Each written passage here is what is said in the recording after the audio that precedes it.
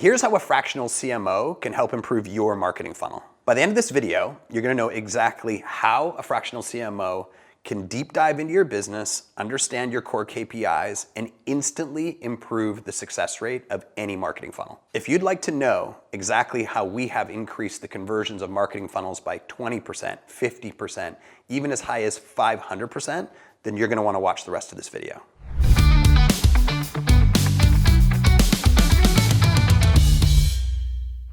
What most people think they have is a marketing problem. And the reality is they have a funnel problem. Now I have to kind of stop there for a second because marketing includes what you say in your ads. It includes what you say in your funnel. It includes what you say after somebody gets into your funnel. It includes what happens when your sales team communicate with them. They're all interlinked. They're one ecosystem. But what most people do is they instantly point to their ad campaign and say, well, it must be the wrong message. It must be the wrong traffic source. It must be the wrong people. They're broke. They don't have any money. That's why they're not buying my stuff. And they look at that spot intensely, but they don't actually look at the core KPIs inside of their funnel. So first off, you actually have to know what you should be shooting for. And this is actually one of the most misunderstood things I actually find in working with clients is they'll go and Google something and they'll say, you know, what should my offer convert at, or what should my store convert at, or so on and so forth.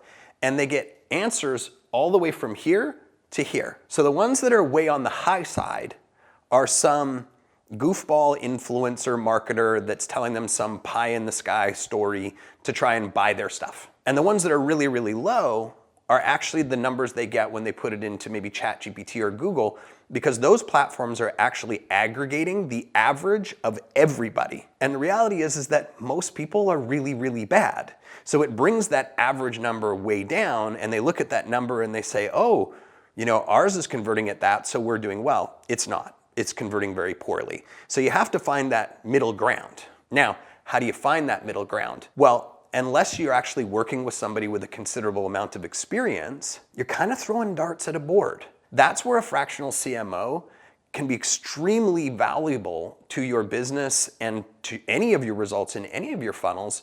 Because if there's somebody like me, for example, I have the goal KPIs from first click to percentage of video watched, to conversion to sale, to upsell, to downsell, to sales conversion on the back end. I have everything mapped out because I've had 9 years of experience to see what should happen if it's done the right way. That's where the value of that fractional CMO comes in. And quite frankly, if you're interviewing one and they can't give you what those goal objectives should be, then you probably shouldn't hire them because they probably don't know what they're doing. So step number one is obviously creating your goal KPI model. And once you have all of those numbers laid out, then what we like to do is every single week, we will write down the summary of all of those corresponding real data KPIs, and we'll evaluate them. And I like to color code them because I'm a visual person. So if you're hitting your goal, I'll color code it green. If you're within 10%, I'll color code it yellow.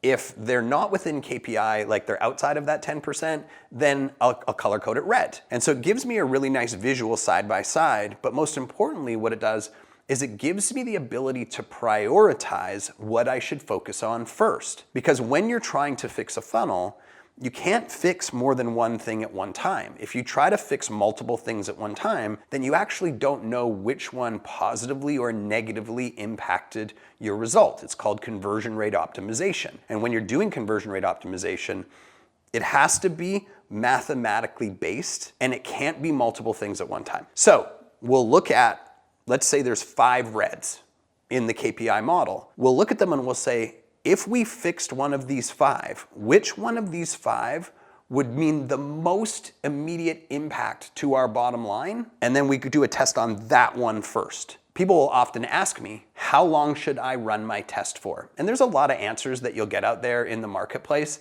I would say that you have to have a bare minimum of 100 people see your test before you have enough data for it to be considered statistically relevant. And I've heard people say 50, I've heard people say 1,000.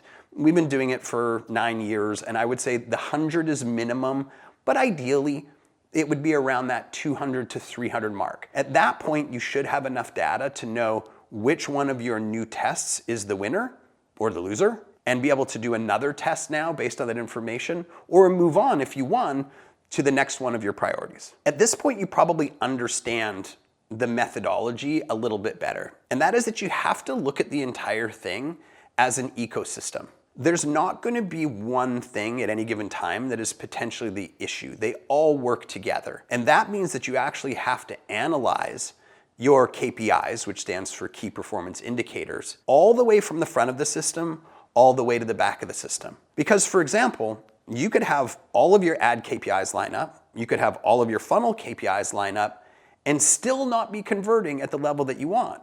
Well, where should you be looking now? Well, you need to be looking at maybe your sales team, for example, because maybe their goal was to close at 15%, but this month they're only closing at 8%. Well, if you don't look over here at those KPIs and the revenue isn't matching, then maybe all of a sudden you make a mistake and you go look at the other areas and you start messing with something that was working really, really well. So it's really important as a business owner, or if you're hiring a fractional CMO, that they look at things holistically. I think that word holistically is a little bit overused, but it's actually the best word to use in this particular instance. You have to look at the entire ecosystem and all of the numbers in it to make sure that you're making the right decisions.